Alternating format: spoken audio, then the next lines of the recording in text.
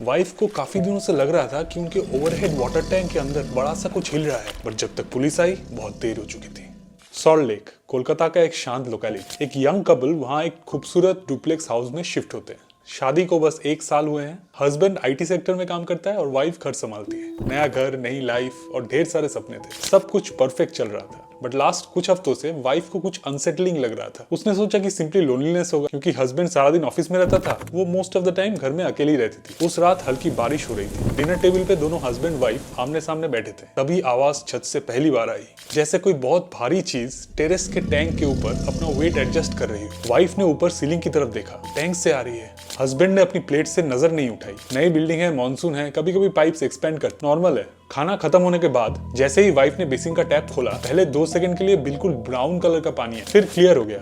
लेकिन उन 2 सेकंड में एक अजीब सी स्मेल फैल गई डिनर एरिया में, मेटल जैसी, जैसे रस्टेड आयरन हो। वाइफ ने टैप बंद करके बोला, वाटर टैंक क्लीन करवाया था ना हमने? हस्बैंड ने कहा, शिफ्ट होने से पहले ही करवाया था। आवाज फिर से आई, एक बार देखो ना क्या हो रहा है ऊपर, कल सुबह देखता हूँ। थोड़ी देर बाद हस्बैंड उठा और बिना कुछ बोले शावर लेने चला गया। उसका फोन गलती से टेबल पे रह गया। फोन का स्क्रीन लाइट अप हुआ, एक मैसेज पॉपअप हुआ, अननोन नंबर का था। मैसेज में सिर्फ 4 words, did you tell her? Number save नहीं था, लेकिन वाइफ को समझने में ज्यादा टाइम नहीं लगा। उसने फोन उठाया, पासकोड पता था, चैट खोली, mirror selfies, voice notes, miss you text और एक फोटो जिसमें उसका हस्बैंड मुस्कुरा रहा था। एक ऐसी जेन्युइन मुस्कुराहट जो उसने अपनी वाइफ को सालों से नहीं दी थी। वो अभी उन फोटोज को प्रोसेस ही कर रही थी कि थड ऊपर टेरेस से एक जोर की आवाज आई, इतना जोर कि डाइनिंग टेबल के कांच हिल गए। उसके तुरंत बाद बाथरूम के शावर का पानी अचानक से बंद हो गया। हस्बैंड की आवाज अंदर से आई, थोड़ी पैनिक में, did U turn on the pump today? पानी चला गया है नेहा।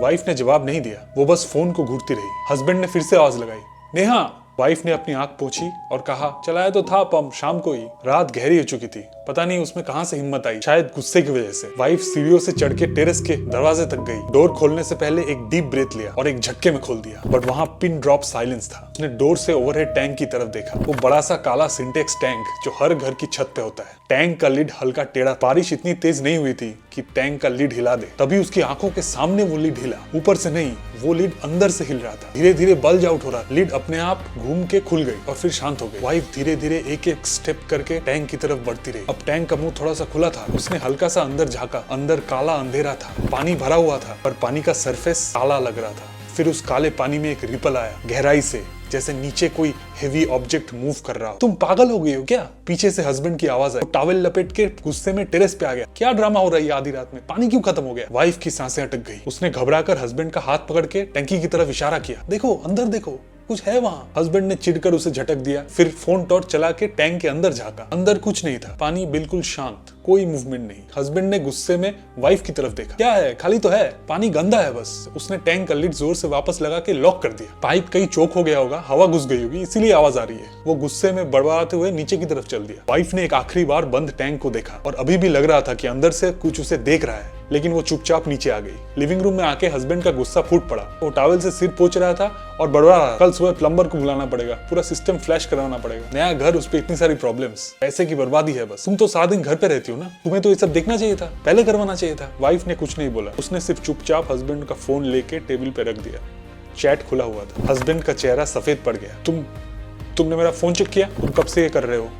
वाइफ ने पूछा। हस्बैंड पहले चुप रहा, फिर डिफेंसिव हो गया। Listen, it's not what you think, वो बस फिजिकल था, it meant nothing to me, मैं बोर हो गया था। वाइफ अंदर से टूट गई। वो दोनों आमने सामने खड़े थे, एक दूसरे को ब्लेम कर रहे थे, बट उन्होंने नोटिस नहीं किया ऊपर सीलिंग में क्या हो रहा था। जहां जहां लाइट फिक्सचर्स थे, वहां से पानी सीप करने लगा। दीवारों पे गहरा ब्राउन रंग के लाइंस बनने लगे। कमरे में वही मेटालिक जंग और खून जैसा स्मेल अचानक बहुत तेज हो गई। फिर उनके शोर के बीच में ऊपर से आवाज आई, थड। दोनों चुप हो गए। ये आवाज अब टैंक से नहीं आ रही थी, ये आवाज सीढ़ियों के ऊपर वाले लैंडिंग से आ रही थी। वो चीज टैंक से निकलकर छत का दरवाजा खोलकर अब अंदर आ गई थी। हस्बैंड ने ऊपर अंधेरे में देखा, ये क्या था? तभी ड्रैगिंग साउंड शुरू हुआ। इस बार बहुत क्लियर थी, ऐसा लग रहा था कोई बहुत बड़ा जानवर सीढ़ियों से नीचे उतर रहा है। हस्बैंड अब डर गया था, ये सब तुम्हारी वजह से हो रहा है, तुमने कुछ किया है ऊपर टैंक के साथ। उसी मोमेंट घर की पूरी लाइट चली, टोटल डार्कनेस, सिर्फ खिड़कियों से आती बिजली की फ्लैशेस। वाइफ लिविंग रूम के कोने में दुबक गई। हस्बैंड सीढ़ियों के पास खड़ा था, ऊपर अंधेरे में घूरते हुए। ड्रैगिंग की आवाज तेज होती रही। हस्बैंड के एक हाथ में फोन टॉर्च और दूसरे हाथ में स्टील का एक वेस्ट था। उसके घुटने कांप रहे थे, ब्रीदिंग हेवी हो गई और फाइनली वो चीज हस्बैंड के बिल्कुल सामने आ गई। हस्बैंड ने अंधेरे की तरफ देख के धीरे से कहा, आई एम सॉरी। जैसे ही हस्बैंड भागने के लिए मुड़ा, वो स्लिप होके पेट के बल गिर गया। वो आंखें फाड़ के अपनी वाइफ की तरफ देख रहा था। नेहा, नेहा चिल्ला रहा था। हस्बैंड ने अपने हाथ वाइफ की तरफ बढ़ाया, पर वाइफ अपनी जगह से हिली नहीं। वाइफ ने अंधेरे में सिर्फ आखिरी चीज देखी, उसका हस्बैंड एक झटके में सीढ़ियों से खींचता हुआ अंधेरे में ऊपर चला गया। उसकी आंखें फटी हुई थी और फिर सब शांत हो गया। स्टेयर्स के लैंडिंग में पड़ा हुआ था बस वो फोन और उसमें खुला हुआ चैट, बस साइलेंस। सुबह पुलिस आई, वाइफ ने ही कॉल किया था। पूरा घर चेक हुआ, आसपास का एरिया भी चेक हुआ। पुलिस छत पे गई, टैंक का ढक्कन खोला। टैंक बिल्कुल सूखा था, एक बूंद पानी नहीं था उसमें। ऐसा लग रहा था महीनों से किसी ने यूज नहीं किया उसको। सीलिंग चेक किया गया, बिल्कुल ठीक था, कोई लीक नहीं था, ब्राउन स्टेन्स नहीं था, सब कुछ नॉर्मल। उसका वॉलेट, फोन सब घर पे था, कोई स्ट्रगल का साइन नहीं था। सोसाइटी के सीसीटीवी कैमरा चेक किए गए। वो रात को घर आया था, लेकिन बाहर जाने का कोई फुटेज नहीं था। पुलिस इंस्पेक्टर ने वाइफ से पूछा थोड़ी शक की नजर से, मैडम क्या आप ऐसा कुछ रीजन सोच सकती हैं जिसकी वजह से वो घर छोड़ के चला गया? वाइफ ने इंस्पेक्टर की आंखों में देख के बस एक लाइन बोली, वो ऊपर गया था। पुलिस ने मिसिंग पर्सन का केस फाइल कर दिया। दोपहर तक सब चले गए, पुलिस, पड़ोसी, सब। घर फिर से शांत हो गया। वाइफ बेडरूम में गई और बेड पे लेट गई। वो बुरी तरह थक चुकी थी, लेकिन उसकी आंखें खुली थी। वो कोई गहरी सोच में पड़ी हुई थी। कुछ देर बाद धीरे से, बहुत आराम से एक ठंडा काला हाथ पीछे से उसके शोल्डर पे टिक गया और उसे सहलाने लगा। वाइफ ने बस अपनी आंखें बंद कर ली, इस बार डरी नहीं। सो क्या टैंक के अंदर की वो चीज सच में रियल थी या सिर्फ वाइफ का trauma induced hallucination? No one will ever know. ये था रात का पानी, एक साइकोलॉजिकल हॉरर शॉर्ट स्टोरी जो मैंने लिखा है। कमेंट में बताइए ये शॉर्ट स्टोरी आपको कैसी लगी and share it so it reaches the right people. I am Sanjay and I will be back with more dark, mysterious and haunting stories of human nature. तब तक keep watching and keep making.